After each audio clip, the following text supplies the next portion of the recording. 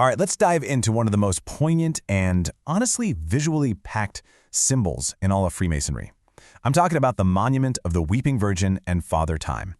It's this incredibly powerful image that says so much about life, about loss, and really the human spirit. So let's start peeling back the layers, shall we? You know, you might have seen this emblem before, maybe in an old book, tucked away in a lodge, or even on a really old tombstone. And it's one of those images that's just brimming with meaning. But when you first look at it, you're left with a pretty basic question. What story is this thing actually trying to tell us? Well, that's exactly what we're going to figure out today. So, at its very heart, this image is really a kind of meditation on some big ideas. For Master Masons, those in the third degree, it's a visual allegory. It's all about our mortality, right? But even more important, it's about the promise that the soul is immortal. It's one of those lessons that's really meant to be seen and felt, not just heard in a lecture. All right, Section 1, the symbols of sorrow. To really get the whole picture, we've got to break it down piece by piece. So let's start with the elements of loss and memory, the symbols that really scream grief and what's been left behind. Okay, so the first figure you can't miss is the Weeping Virgin. You see her there, just bowed in sorrow.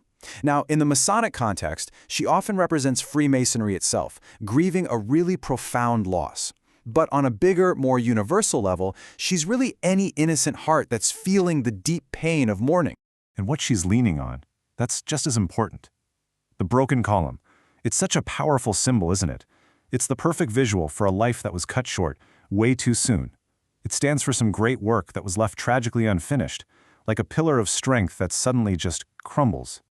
But this isn't just some generic symbol for any unfinished life. It gets way more specific. Within Masonic legend, that broken column is a direct shout-out to the tragic fate of Hiram Abiff. You know, the legendary master architect of King Solomon's Temple, whose shocking death meant the whole grand design was left incomplete. Then, down near the base, you'll spot an urn. This is a super classic symbol, of course, and here it's all about our physical mortality. It's that blunt, unavoidable reminder that our bodies, our earthly vessels, they eventually just return to dust.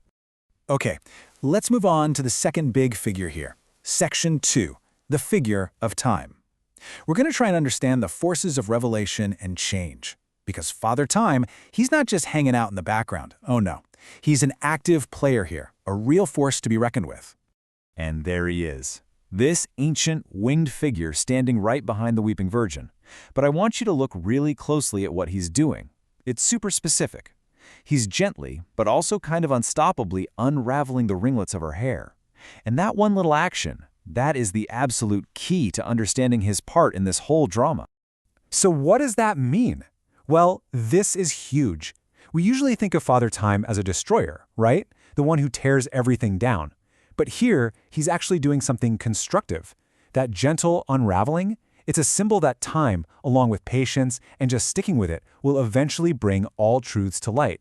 And when the truth comes out, well, that's where healing begins. Now, don't get me wrong, he's still got his classic and frankly more intimidating tools with him. The scythe? Yeah, that's still there. It's that powerful, unmistakable reminder that the sweep of time eventually reaps every single life. No exceptions. And right there with him, you've got the hourglass. It's that constant, quiet ticking in the background, reminding us that our time here on Earth is running out. It's finite. You can literally watch the moments of your life just draining away, one grain of sand at a time. Section 3, a message of hope.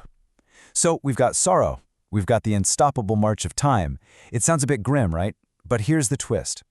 When you start assembling all these pieces, the allegory's true, profound meaning starts to emerge. And believe it or not, it's actually a message of hope. This quote, "Time, patience, and perseverance will ultimately reveal all truths." This is the real turning point of the whole thing. The monument pivots here. It moves beyond just being about sorrow and offers a real promise. It's teaching us that even when we face a devastating loss, time isn't just about things decaying and fading. No, it's also a powerful force for finding answers, for understanding, and in the end, for revelation. Now, look closely again at the Weeping Virgin. See what she's holding? It's a sprig of acacia. It looks like just a little branch, so unassuming. But don't let that fool you. This is one of the most powerful symbols in all of Freemasonry. It stands for the immortality of the soul and that unbreakable hope for resurrection. And this right here, this comparison really nails the central theme of the entire monument. It's all about a powerful contrast. You've got the urn, which represents physical mortality, the body turning to dust. And then you have the acacia sprig, which represents the soul's immortality. It's a perfect side-by-side, the physical versus the spiritual, what perishes versus what endures forever. Okay, one last key symbol to look at. Down at the monument's base, an open book. This represents the volume of the sacred law, kind of like a celestial ledger where all our deeds are recorded. But it also speaks to something more personal, the power of our own memory to keep the legacy of those we've lost alive. So let's pull all these threads together. What's the ultimate message? Well, it's about resilience in the face of sorrow. It's about the unwavering promise that the soul is immortal. It teaches us that, yeah, time is tough, but it's also what reveals all mysteries and brings things to a close.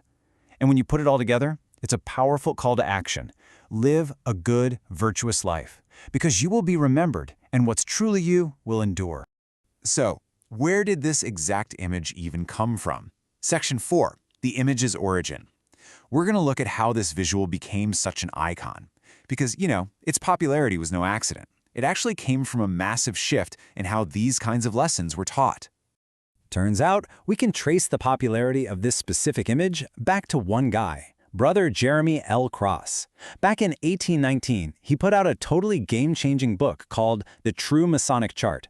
He worked with an engraver, Amos Doolittle, to take these really complex, abstract ideas and give them a concrete, visual form for the first time.